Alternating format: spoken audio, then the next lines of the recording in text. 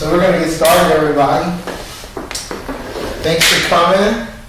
Welcome to the WordPress Riverside Inland Empire Meetup.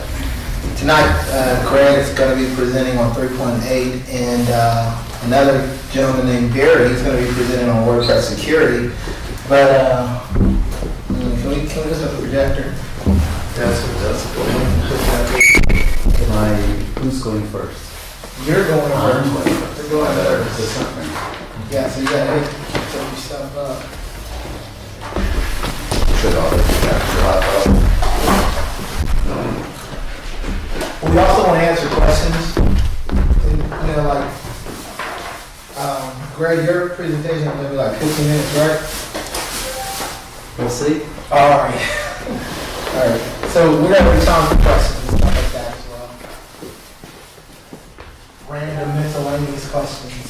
That's why you said we'll see. Yeah.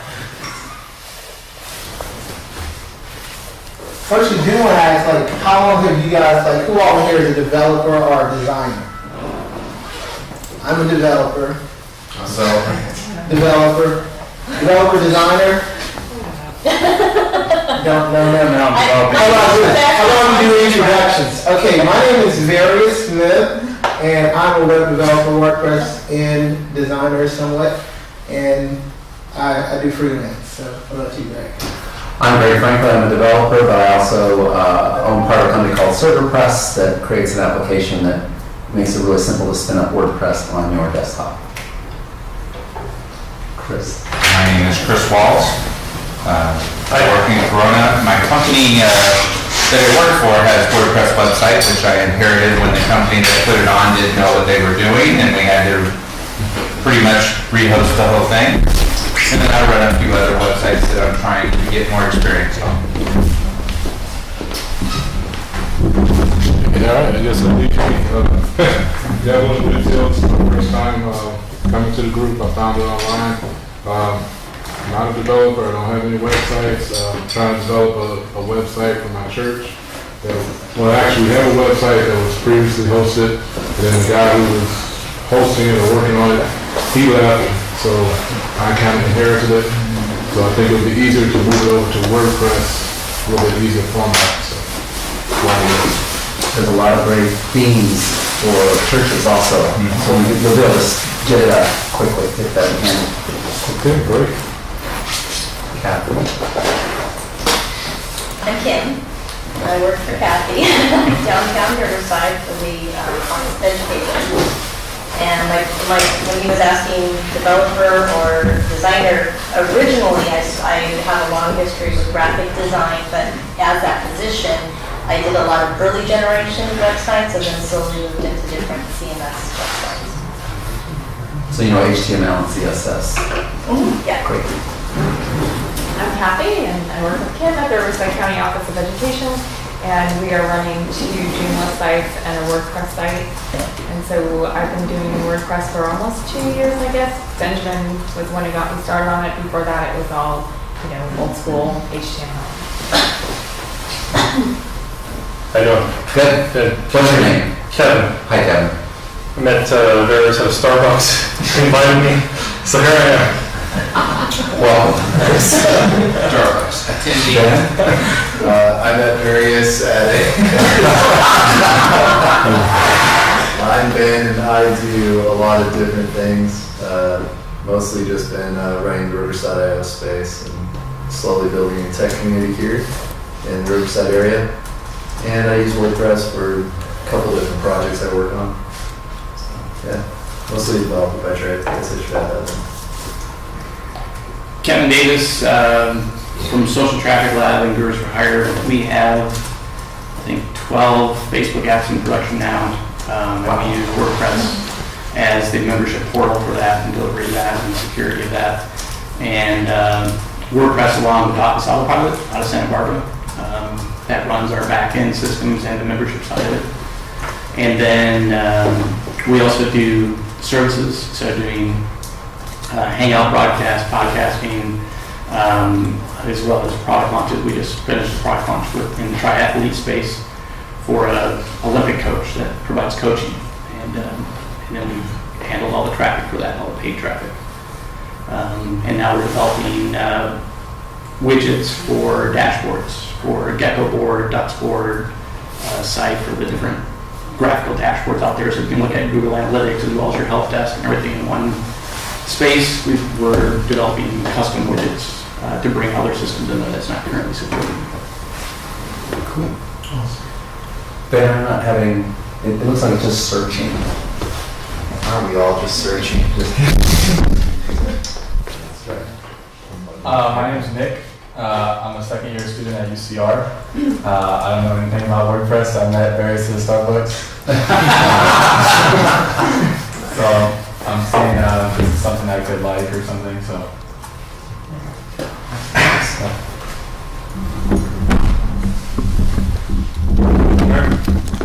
I'm Barry. I'm a sysadmin, specialize in e-commerce and high-traffic sites. I've worked on some WordPress sites for several years, some small ones and some very, very large ones. And I do a lot of security work and stuff like that too.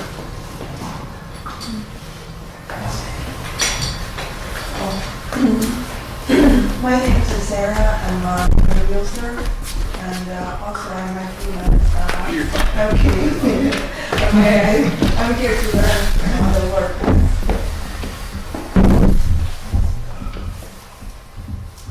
Could you introduce yourself? John Roberts. Hi, John. What do you do, John? I hang out at places to learn things. You can meet various coffee shops. Yeah, just hang out at coffee shop. Yeah.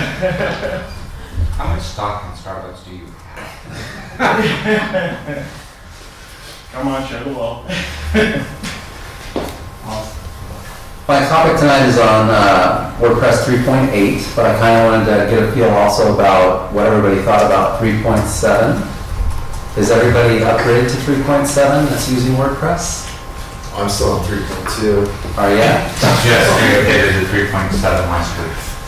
And 7.1, I believe. yeah, 3.71, which now does the auto updating for security patches. What I'm here to ask questions about. Okay. Some people are not happy about the fact that that is happening, but it's actually a good thing, but you can also turn it off. So if it's something that you're nervous about, you can definitely turn it off. But I can tell you that doing security updates, they've not had any issues at all, so I don't see that as a problem. So 3.8 is becoming a big talk, quite a big buzz about because of some of the new things that are coming.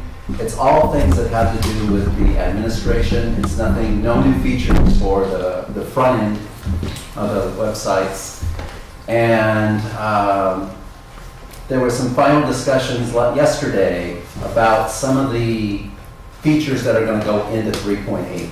And that's kind of what I'm going to show you tonight are the different, they're calling them plugins right now, because you can actually go download these plugins and put them on your local system and try them all out, see what you think of them.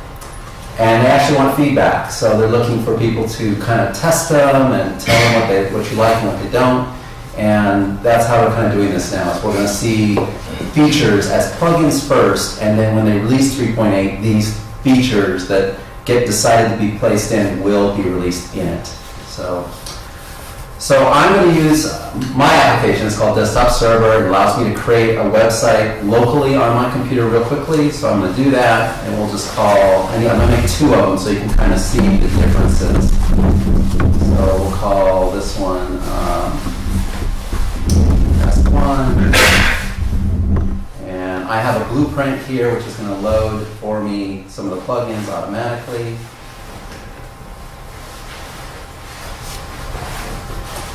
We'll go here. There's the first one, and we'll make the next one. We'll call it Test 2.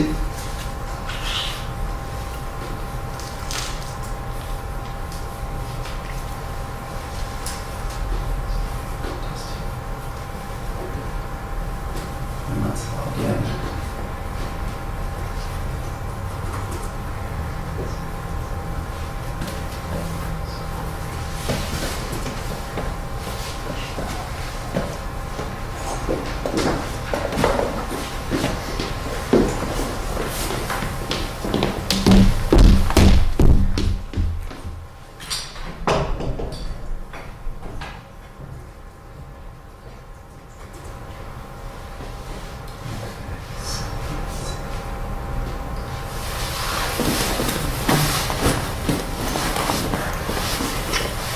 So you're looking right now at 371. This is exactly as it looks right now if you loaded a brand new installation of WordPress and how it looks.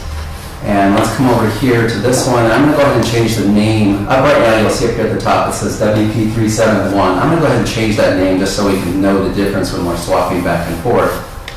So we'll just call this one 38.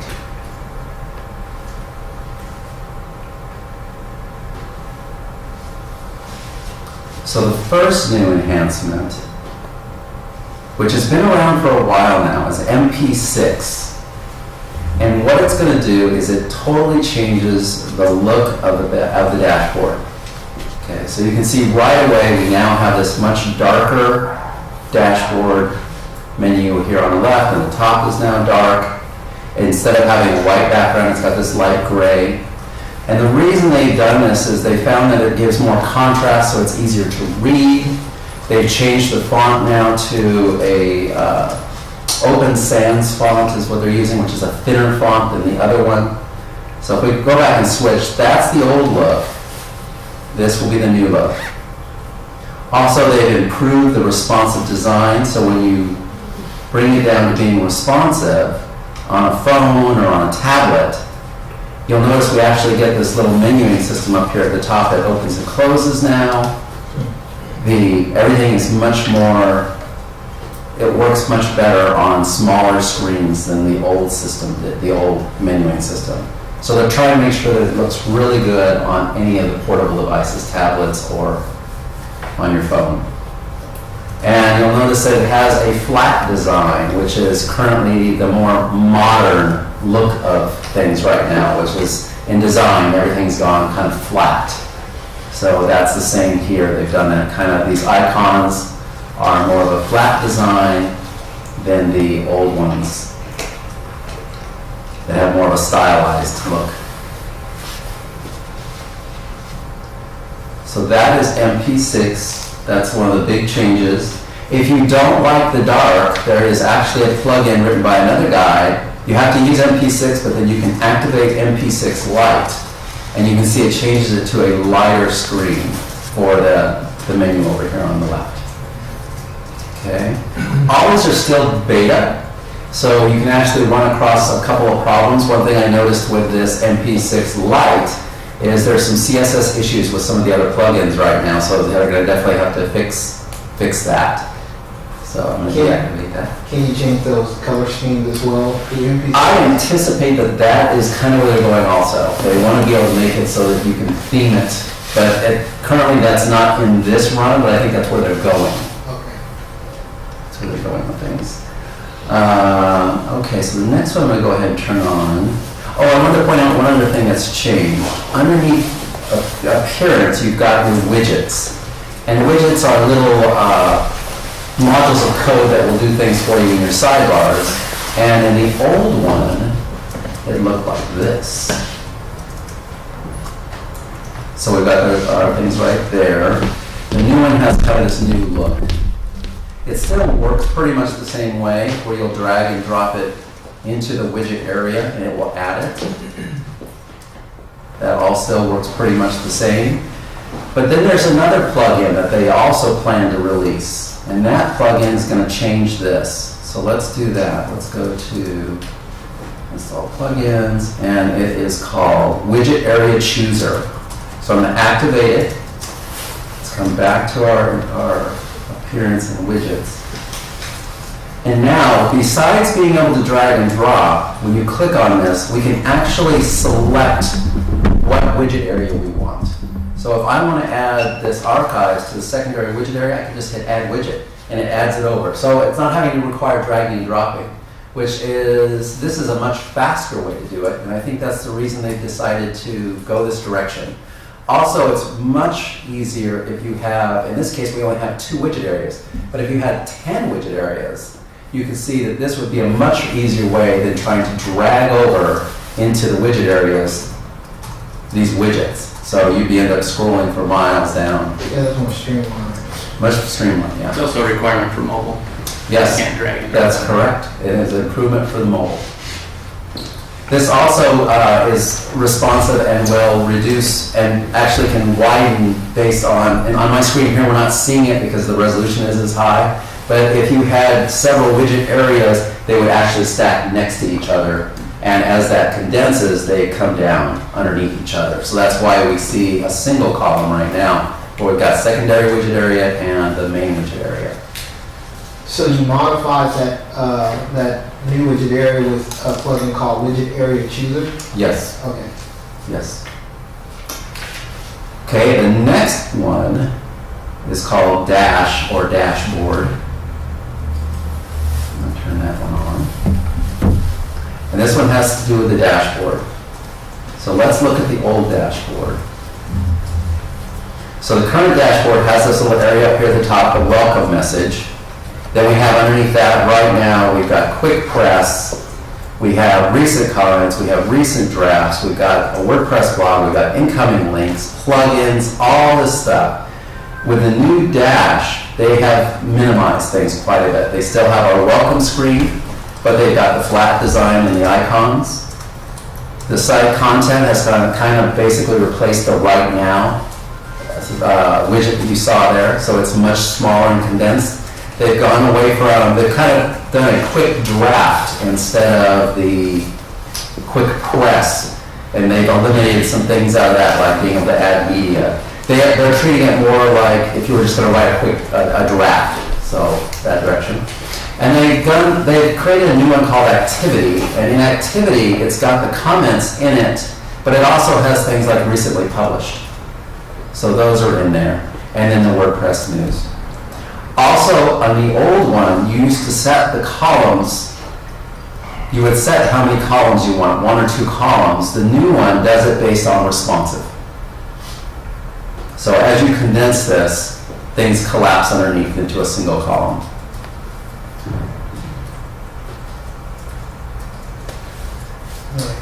Okay, let's go to, and the last one is our global, and I like this one a lot, and this one is actually pending. The other ones I've all mentioned are actually have been approved and will be in 3.8. This one, I really like it. I hope they include it, but it's currently, they feel it still needs more work. So I have not green-lighted it. So I just turned it on, and the first thing you'll notice up here in the very far right corner is a little magnifying glass for a search, and if you click on it, I can go ahead and do a search. And what's great about it is it searches through everything. Nice. So it's going to search through posts. Is there anything with the word sample in the posts? It'll search through pages. We do have a sample page. It'll search through the comments, any of the media, and then also it'll even search through the plugins that you have locally and on the repository. So you can actually pull up a repository plugin and install it right here from this screen. So an example of that, let's see here, if I go here, widget.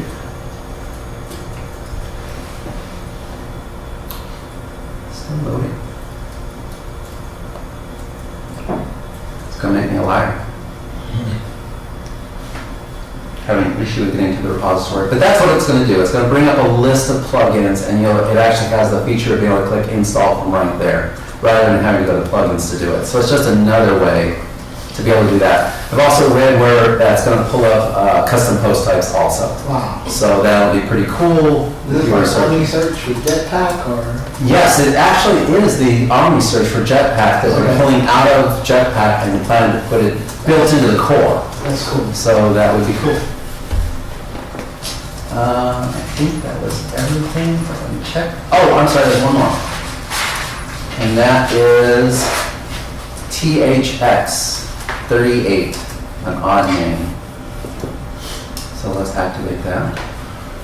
And this is an enhancement for the themes. So if we go to themes right now in the old one, it currently looks like this, where we've got a thumbnail, and over to the right we have our description, and they just kind of stack down that way. The THX is a little bit different. It kind of gives you, it will actually adjust again responsively. It will go out to 3 columns, but as you get smaller, it goes down to 2 and all the way down to 1. Works really well on a phone. And when you hover over, if you go to a particular one and click on it, it's going to bring up a modal which will give you that same information that we just saw, where it has a little bit larger thumbnail, the information, customized widgets and menus. So you can come in here and click on any of these. And if it's not active, you can of course activate it or view the preview right there. And add your new theme there. The only thing else I want to mention is the 2014 theme is still a maybe for 3.8. And I've looked at it, I don't think it'll make it. There's still too much work to be done on it. It probably will be 3.9, so I don't think we'll see that. And I want to also let everyone know, as I mentioned, if you want to track how things are going, you can go to a site called makewordpress.org/core. And you can actually see what's going on with things.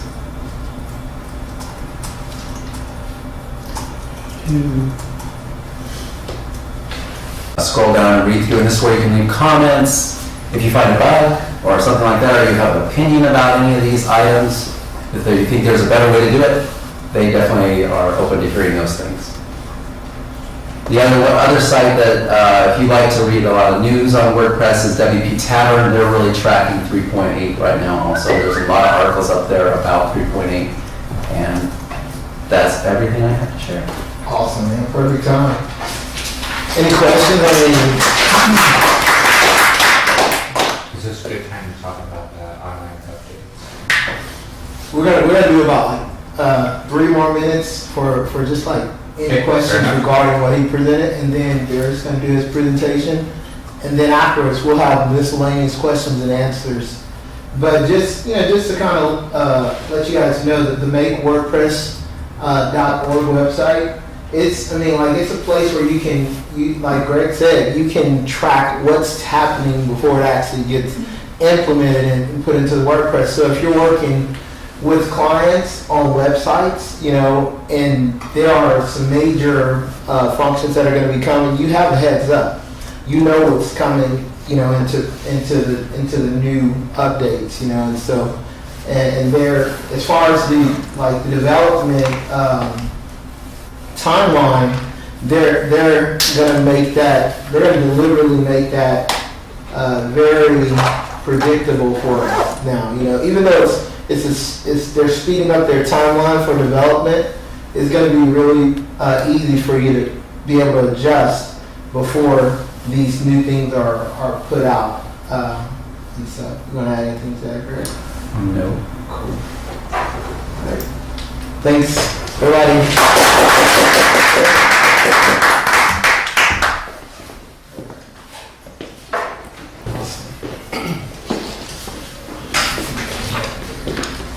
Hi.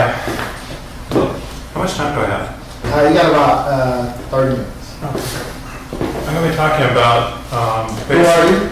I'm Barry. What do you do again? My website's blogsec.net. I'm system admin, security. I've run WordPress for several years, some large sites, some small sites.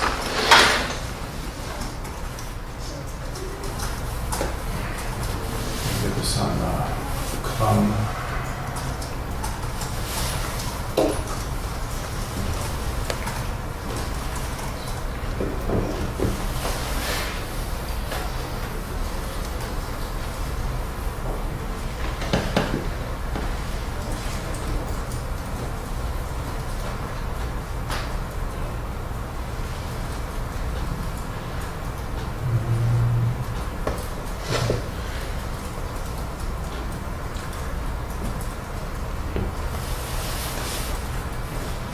So, this is simple WordPress security. I'm not going to go too deep.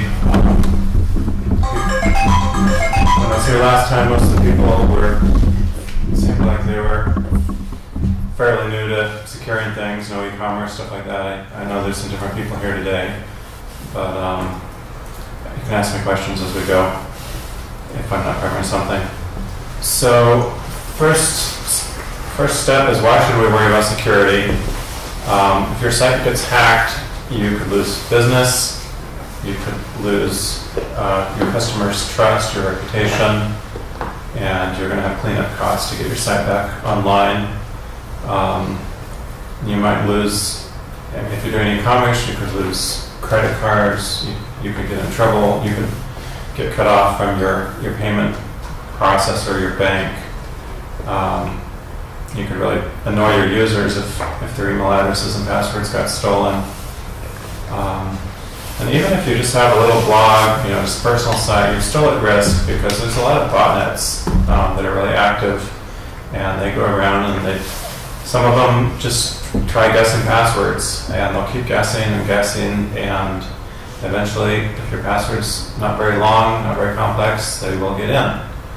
And from there, they may try to get your passwords or do other things. And then there's other botnets that are running exploits. If you have an outdated plugin or an outdated version of WordPress, they can take over your site and make it a part of the botnet, and from there take over other sites and send spam and all kinds of stuff. And then if you have a more popular site or you're a bigger target for whatever reason, you're doing e-commerce, whatever, there may be people out there that are going to personally try to get into your site instead of just the automated stuff. That would be the black hat hackers and the script kiddies. There was a report about 2 months ago, ArsTechnica had a nice article saying there's a botnet with about 90,000 IP addresses, so about 90,000 computers on the internet are actively going out and trying to take over other WordPress installs. It's all WordPress installs and just trying to take over more WordPress installs, or it could be it could be viruses on PCs, it could be anything, but they're all trying to take over your WordPress install. And once they can get admin, they can install a plugin and they can become part of the botnet, or they can install custom code, whatever. So what are they after? That would be your admin accounts, your user accounts, so they could get in and install the plugins. They might be interested in your email addresses and passwords, so they can use those to get into people's Gmail accounts or other accounts or bank accounts. I've seen this one personally. They might hack your site to direct traffic to another site for fake Viagra or insurance or whatever. And sometimes they do this pretty stealthily, where if you go to your site, it'll look fine, but if someone comes to your site from Google, then it'll hit your site and it'll get redirected to this Viagra site or whatever. So someone might call and say, hey, your site's sending me to some Viagra junk. And you take a look at your site, it looks fine. And I had a client who had this problem, and I did a search on Google for his site, clicked on it, and it sent me to the Viagra site. But then if you go back to Google and search again, it doesn't happen again because they set a cookie. So if you're not careful, you might just think something weird happened with Google and it's not your site. But anything weird like that, you need to take a close look. And once they're in, they start changing files on your system, and I'll talk about that later, but it can be hard to clean up. So they might want to just grow their botnets, usually to send spam or malware or hack other sites for whatever purpose, to become more botnet. But generally the botnets are there not just to be botnets, they're there for money, and that means spam, malware, phishing. And some people are just interested in defacing your site, especially if it's a high traffic site. They'll put their name on it or their group, or it could be your competitors, although that's less common, but does happen. So how do you protect yourself? First step is you need to use good passwords. You should use unique passwords so that, for example, Adobe was hacked recently, and I don't remember how many accounts, but it was in the millions. 20 million. And so you get your email addresses in there, your Adobe password, and if you're using the same password everywhere, well, now they've got access to your Gmail, to your bank, anything that they can find that has the same login. And if they can do your email, they can find what bank you're using if your bank emails you. So it's hard to have a separate password on every single site. I mean, there are ways to do it, password safe, stuff like that, but at least have, maybe one password for just the forums and stuff like that are relatively low importance. Have another password for your email, another password for your bank, and then have passwords for your WordPress and your other sites that you're managing. LinkedIn was hacked recently too. Same thing. And then the Dover ones were encrypted. I'm sure some people are working on decrypting them, but the LinkedIn ones, they were trivially cracked, and those lists are on the internet. People can find your LinkedIn password because it's out there on the internet already. So use strong passwords on your important sites. That means at least 8 characters, letters and numbers or symbols. It's best if you mix up or lowercase letters. Best not to use words or names because there's dictionaries that people use when they're password cracking, and they usually start with the dictionary words and the names, and then they'll start adding numbers and things like that to those. So even if you have a name with some numbers, it's really going to be quick to crack it. But make it easy to remember, because if you have to write it down or store it somewhere, that's more of a risk. If you're using password safe and it's encrypted, then that's fine, but you don't want to be having to be writing it down and putting sticky notes on your monitor and stuff like that. Some people recommend passphrases. They're easy to remember, but they're long. So all roads lead to Rome.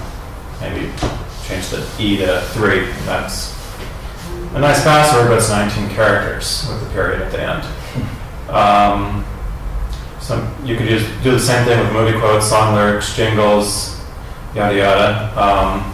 There was a comic online, and I didn't copy it because it's overly complex to get its point across, but basically take a bunch of random words that you can remember, and in that comic it was correct horse battery staple.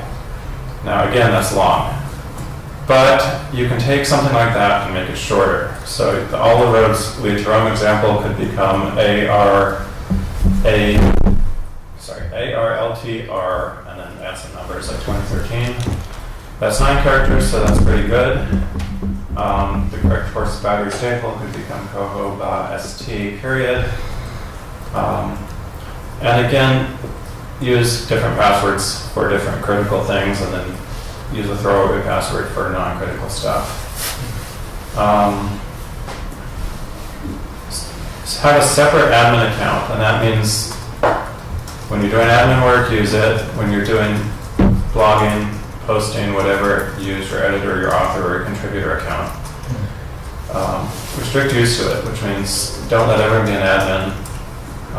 Delete the default admin account. So create yourself an admin account with your name or whatever, and delete the default one. That makes it harder for the bots to guess your password because they might be trying the admin account, and if it's not named admin, then they won't be able to get in.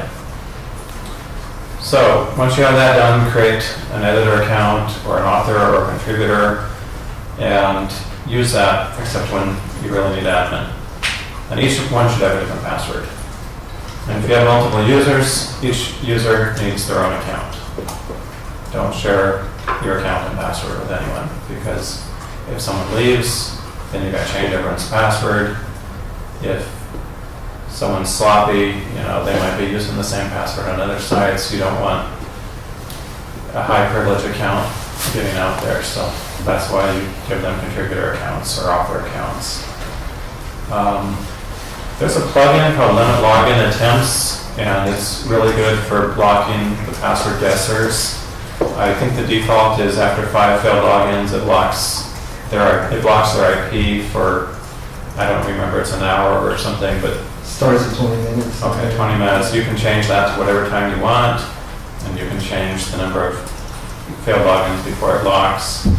And just remember that it'll affect you also. So If you forget your password, you get it wrong, 5 times or whatever, you'll get blocked for 20 minutes or whatever you have it set to, and you can get around that by, going to a different IP address and then you can get 5 more guesses, but hopefully you'll remember your password. I don't know if that's the one we're using, but you can actually recover your, or do a password reset if you're if the email that you put in is a admin email. Okay. Yeah, there's other ways around it too. Like there's a cool way, if you have FTP access to your server, you can add a script to your functions.php file to create a new user. Or you could delete the plugin. If you have FTP access, I guess you could delete Yeah, the you plugin. could delete the Or plugin. rename it. Yeah. Speaking of plugins, choose your plugins carefully, and this applies to themes too, because a lot of themes have code in them, and you may or may not know it, but it's often there. Checkmarks, which is a security consulting company or a security analytics company, in June, they analyzed a bunch of plugins. They analyzed the 50 most popular plugins, and they analyzed the 10 most popular e-commerce plugins. And on the e-commerce ones, 7 out of 10 were vulnerable to common attacks. This is your SQL injection, your cross-site scripting, basic attacks, and that's not good. And then 20% of the most popular general plugins, same thing. And they didn't analyze any themes, but there's been other reports that a lot of themes have problems too. So what can you do? Go ahead. Does anybody monitor the plugins that are on WordPress.org, and if they found something, would they remove it? Or If it's on a site like WordPress.org, then once someone finds something, it will it'll get reported, and the plugin may get pulled if nothing happens. The problem I'm seeing is that there's no notification to all the users when that happens. And in my opinion, if a plugin gets pulled, it ought to notify the user in their dashboard, and I think that would be a new feature. Make.wordpress.org. Make.wordpress.org. You can go to contribute. Right. Yeah, someone could implement that. So what can you do to make sure your plugins and themes are safe? You want to make sure they're maintained and actively developed. So if you see something in the last version, the last release of the theme or the plugin was a year or 2 ago, that's not a good sign.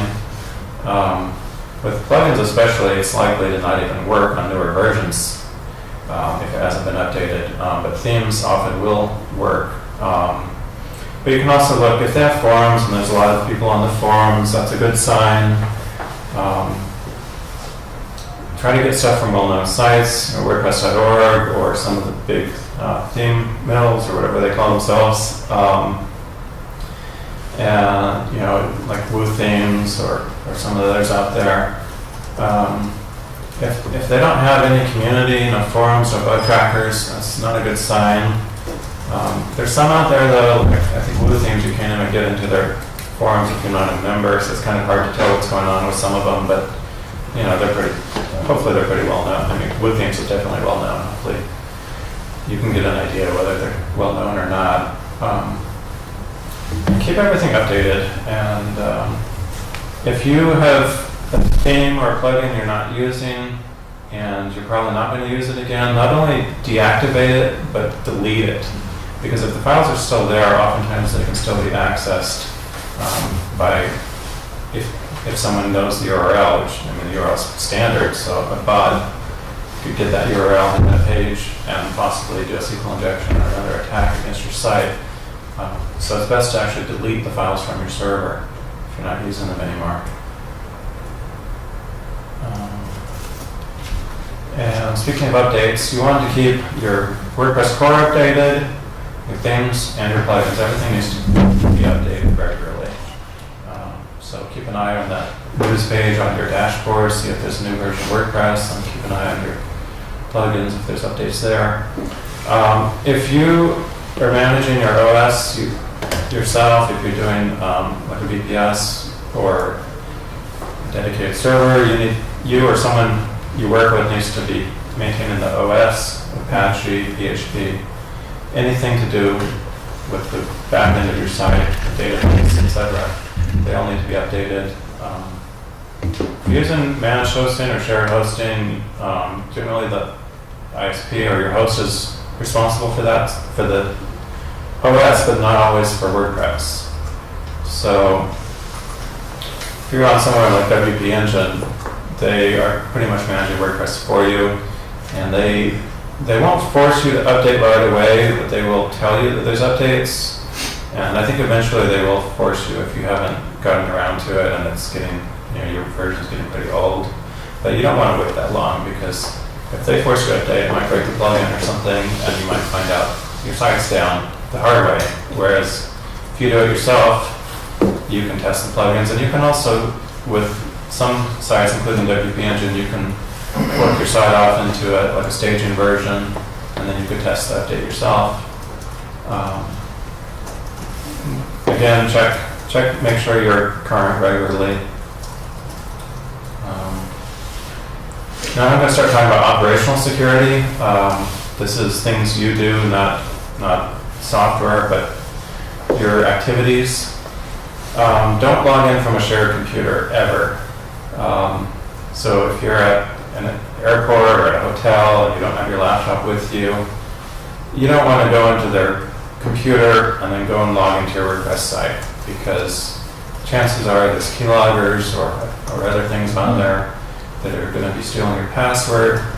The only exception to this is if you have two-factor authentication set up, and I'll get into that a little bit later if we have time, but then you're at less of a risk, but something could still happen while you're logged in. So I wouldn't recommend doing it even with two-factor unless it's really an emergency or something.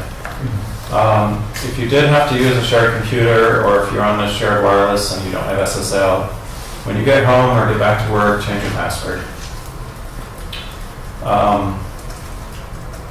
Again, if you're on a public network, you're on shared Wi-Fi, if you don't have SSL, SSH, SFTP, you really shouldn't be logging in, because people will sit at Starbucks or whatever, airports, and they'll run a sniffer, and it's really easy nowadays. There's a Firefox plugin that will do everything for you, where you just fire it up, you're on the Wi-Fi, and it will start logging people's passwords and emails and everything and give them to you.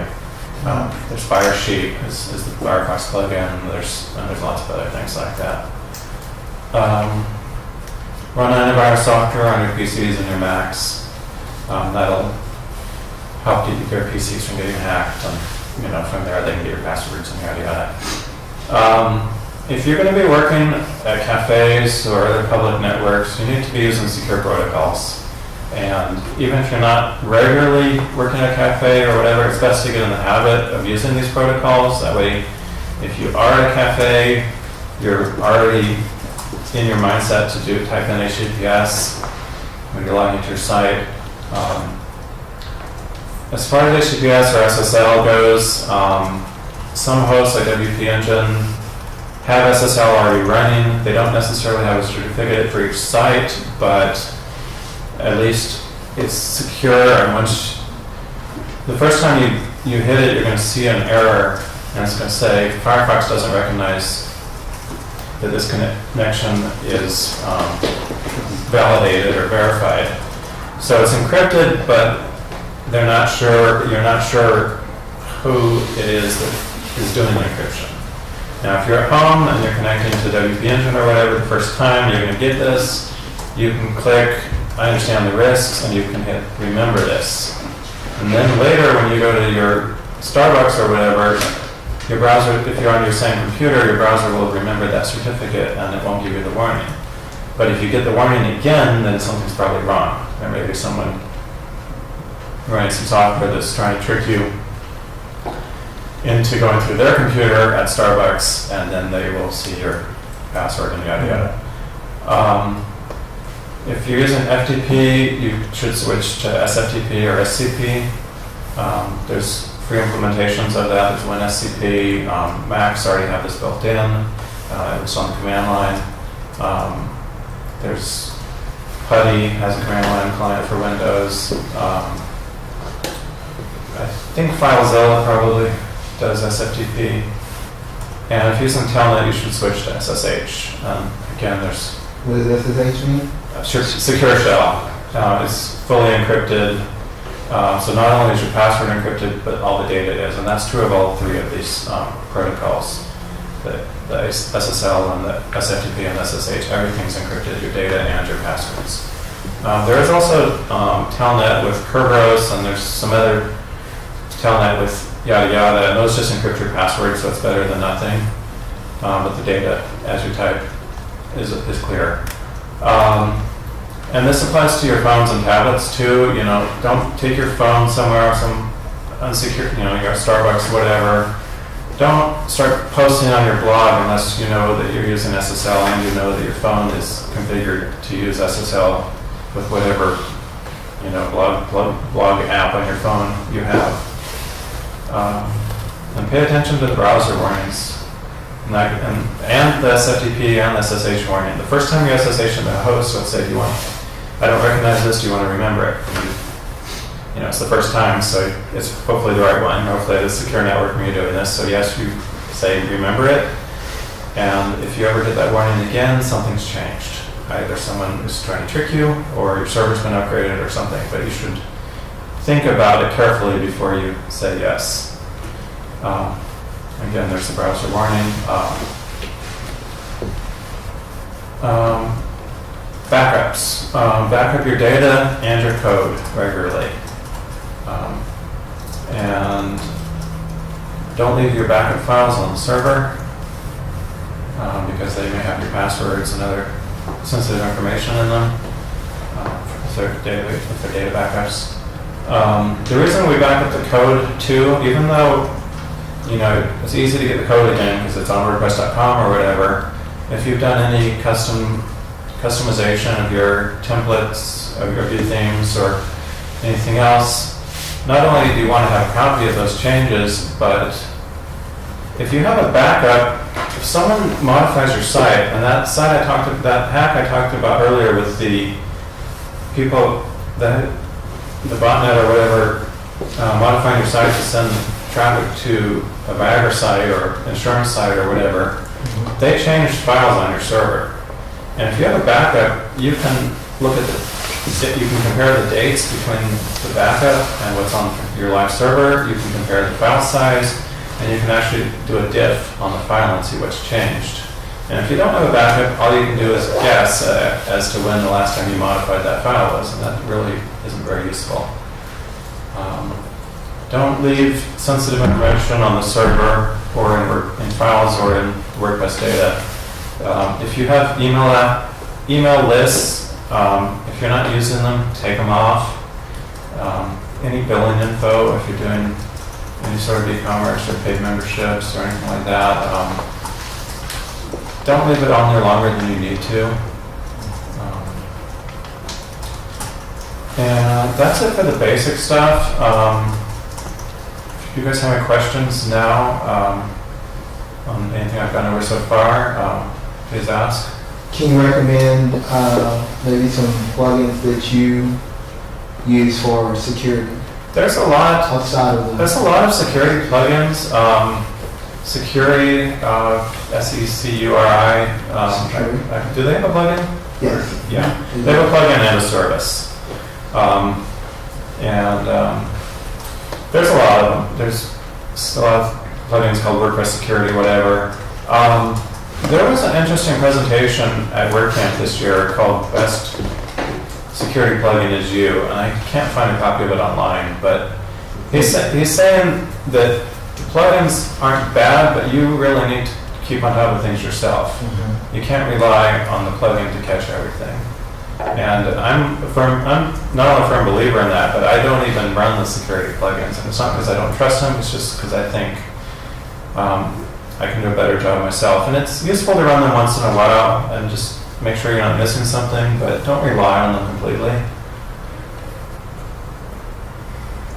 Now you did mention the plugins in the themes. There's two plugins that they're okay to kind of check out, see if there's malicious code. There's one called Plugin Check, and we may have mentioned it in a previous meetup, and there's one called theme check. Those are two I would just kind of throw in there as well. Do they check against a blacklist, or what do they check? You know, they check through the code. I know they just kind of scan the I code. know there's another one that I do that checks the code on the repository versus what's installed on your site. What's it called? I don't remember. We also use WordFence. I use WordPress. So that has a firewall. So like in this last week, we've had a lot of hits to our site that are just pinging off of all the HostGator servers and using them as a bot to come out to try to hack into our site, trying to do the logins. Yeah, They'll be WordFence with limit login attempts. I think WordPress has its own as well. They were getting locked out, but we ended up. I found another plugin called WP Lockout, I believe, which actually changes the URL for your login and your WP admin. So now, once that was installed, the bot that they were running no longer found it. It just went to a 404 page, and that stopped everything. Okay, cool. Any other questions? A few comment and questions, or somebody else had one first? We're updating our company website because our theme is broken and they're unsupporting. So your comment about making sure it's an active community, cannot stress this enough. We went and trusted the person who installed this theme, and I guess the theme decided to load the Java library as part of their theme and then didn't update the theme anymore. And we know Java doesn't update regularly or anything. You mean So- JavaScript? Pardon? You mean JavaScript? The JavaScript library. So it consistently broke, and we'd have to go in and manually fix our WordPress installs on every update. So huge, huge factor. Make sure that it's a supported thing with a big community. We used it when SCP PuTTY and OpenVPN. Is there something about OpenVPN that's I'm worth going to talk mentioning? about VPNs on the next slide briefly. Okay. Yeah, 3 minutes. And then your two-factor authentication. Yeah, I was going to talk about that too. What's your question? Two quick questions. One, what about brute force for FTP? Does the server handle that as far as limiting logins? You can configure it. It depends on the server. I mean, if it's shared hosting or whatever, hopefully they have something in place, but you never know. And I mean, you can ask your host. If you're running it yourself, then you can look. VSFTP is a good FTP server. That's for FTP, not for SFTP. As far as SFTP, that's part of SSH, and there's some settings in SSH to try to limit brute force logins. There's a lot of them, and I can't think of one off the top of my head, but there's a lot of them that watch your logs and start blocking IPs, but that assumes you're not going to be able to do that on a shared hosting because you're not going to have access to the firewall in the kernel and stuff like that. So that would be if you had a dedicated server or a virtual server at least. Okay.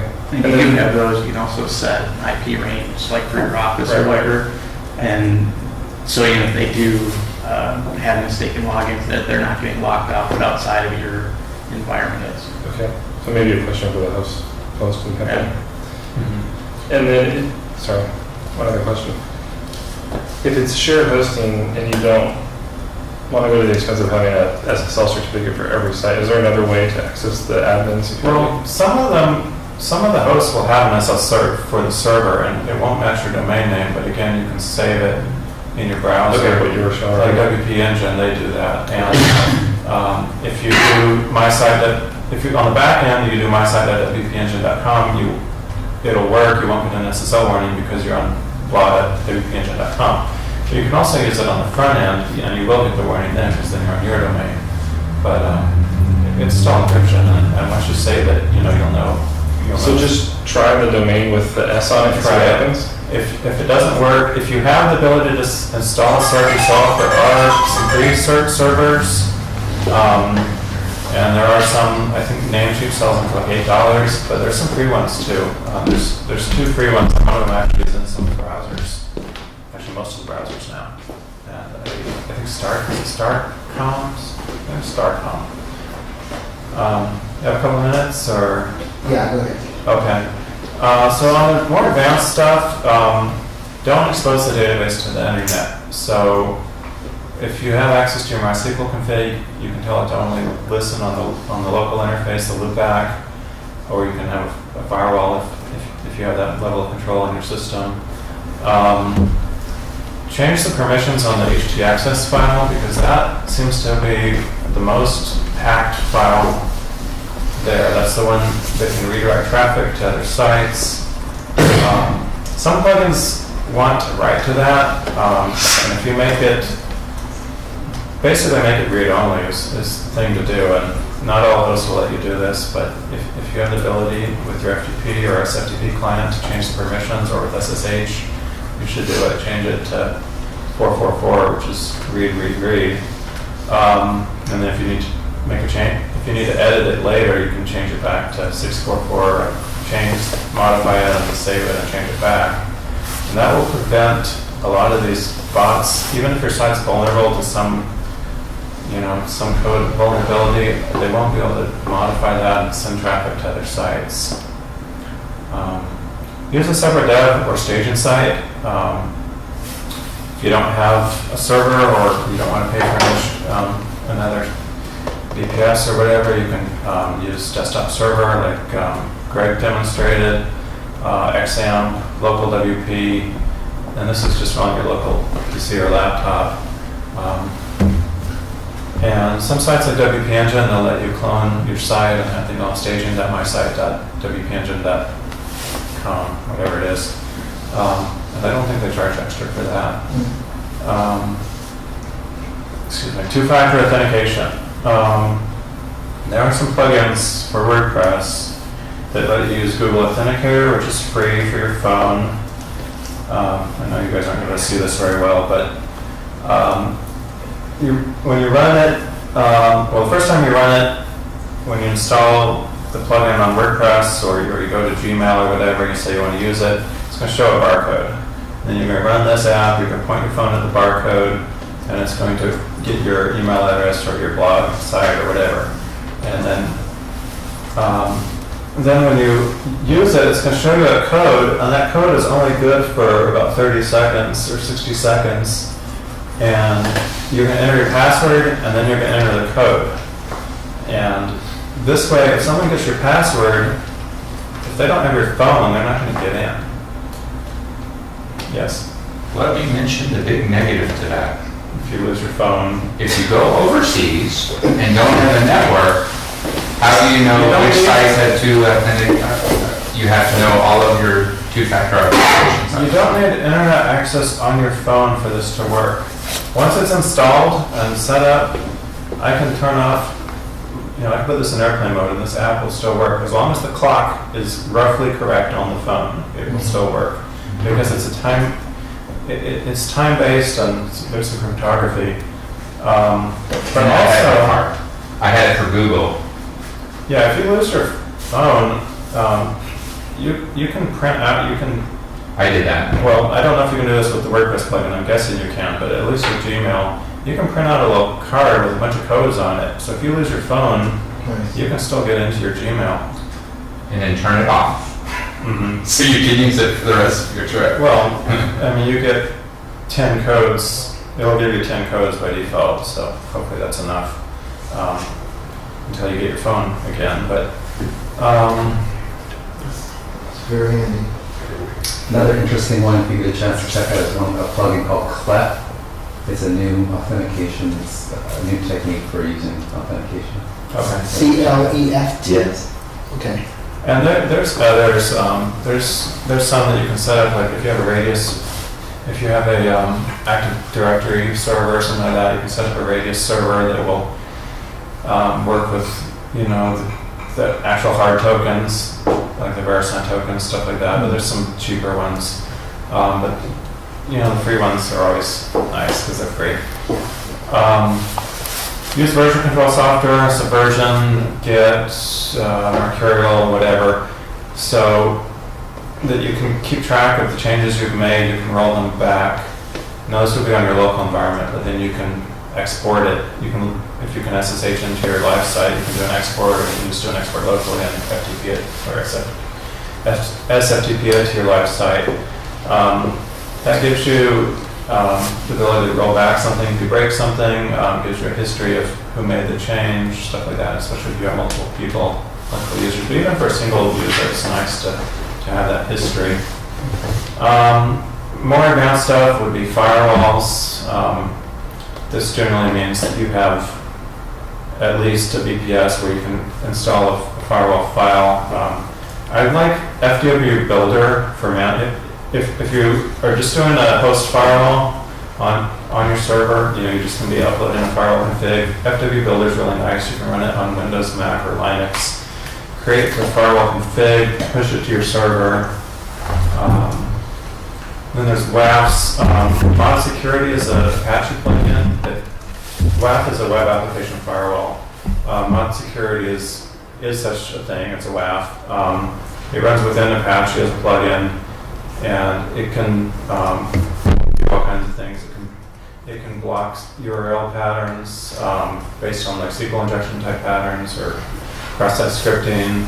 It can block access to certain files, block certain methods. Like there's a lot of methods besides post and get, and there's other ones that are in the spec but no one uses them, so it can block them. Intrusion protection systems, IPS, that's usually a network device, but there's some host-based ones now too. And then VPNs. Usually, well, you can run a VPN server on your VPS, and then you can run the VPN client on your computer and connect into it from that. So if you had a firewall that only allowed you to connect from your office and your home, but then you were somewhere else, you could use a VPN to connect to your server without having to turn off the firewall. And one last thing is you ought to run a network vulnerability scanner against your site once in a while.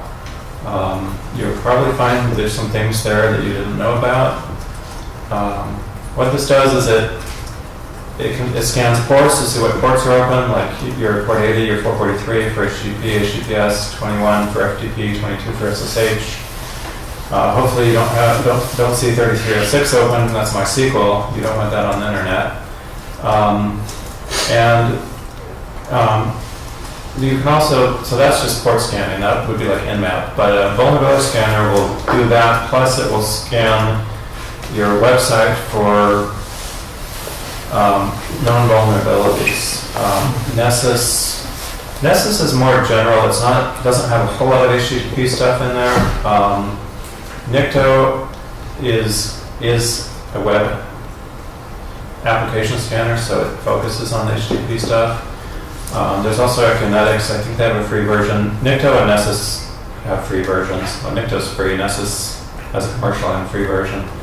OpenVAS is more complex, but if you're scanning a lot of hosts or managing a lot of systems, it's good because it can remember them and tell you I believe it can tell you what's changed. I haven't gotten that far into it yet. But once you've run it, you want to get familiar with what you see, and then save the report, and the next time you run it, you want to see if anything changed. Okay. There's a book called WordPress 3 Ultimate Security from 2 years ago, and it covers most of what I talked about, if not all. I don't think it has the two-factor stuff, but and it covers more. It covers some hard. A lot of it is really basic stuff. It has chapters and chapters on securing your PC, and if that's something you need to learn, it's in there. And then there's one chapter on hardening WordPress, and it's a good chapter. I'm not sure it's worth buying the whole book just for that chapter, but if you're a beginner, I think the book is very valuable. Google and places like this and ask questions. That's it. Any other questions? Thanks very much. Will those slots be available? I will put them on my website by tomorrow. Okay, cool. Are you in the group? on Facebook? I'm not in the Facebook group. I tried to see if I could post it to the, I'll post a link to it on the Meetup. Post it to the Meetup as well. Yeah, you can't put attachment there, right? You can post a link. No. I think you can, there's actually, at least there used to be like a file section. Okay, yeah, check on that. You might have to enable it on the Meetup group, Okay. but I had files on mine. Okay, I'll look for that. Any other questions? I one, but it doesn't have. Regarding Yeah. this or regarding security? Regarding security. Okay, go ahead. So a botnet has taken over my site, and I go update all my plugins and my themes. It's gone, right? No, it's in your HTML access or, Exactly. So how do I do that? yeah, that's why you have a backup. So then you go to delete that install and you put your backup If on. you don't have a backup, Okay. if you don't have a backup, backup your data, take a fresh backup of your data, and rebuild from scratch. And I haven't seen any things that actually affect your data, but it is possible. I mean, certainly they can corrupt your data, certainly. But I haven't seen anything where the actual data would then make your site be a malicious site. It could have malicious links in the data, of course. In your posts, they could be linking to other sites.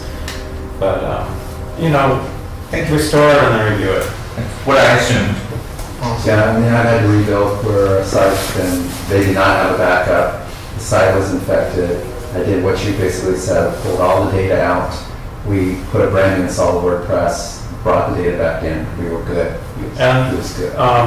No, I don't expect everyone to be able to do this, but I have cleaned up infected sites just by looking at the files. And if anyone needs help with that, I could do it. But again, it's best to get backups. And security will do that also. Yeah, they'll do it as a service. Yeah. Awesome, thanks, Peter.